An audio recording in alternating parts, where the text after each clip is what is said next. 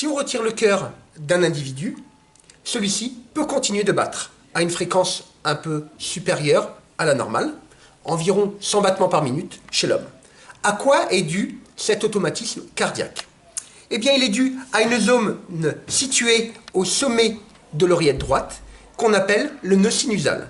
Cette zone a la capacité de se dépolariser spontanément, créer un message qui va pouvoir alors se propager à l'ensemble des cellules de l'oreillette.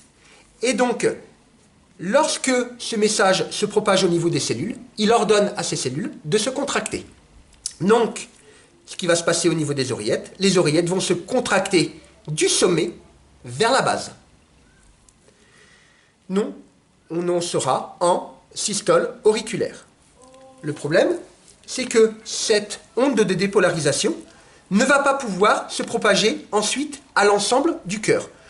Le seul endroit où ce message pourra passer, c'est au niveau du nœud d'Aschoff-Tawara. Nœud d'Aschoff-Tawara qui est situé à la limite entre les oreillettes et les ventricules.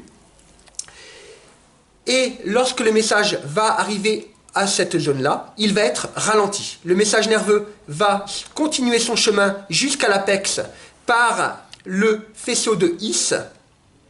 Et arrivé à l'apex, il va pouvoir se propager le long des cellules du myocarde des ventricules, de l'apex vers le sommet, le long du réseau de Purkinje. Et donc, ainsi, le cœur va se contracter de l'apex vers le sommet. Ce sera alors la systole ventriculaire.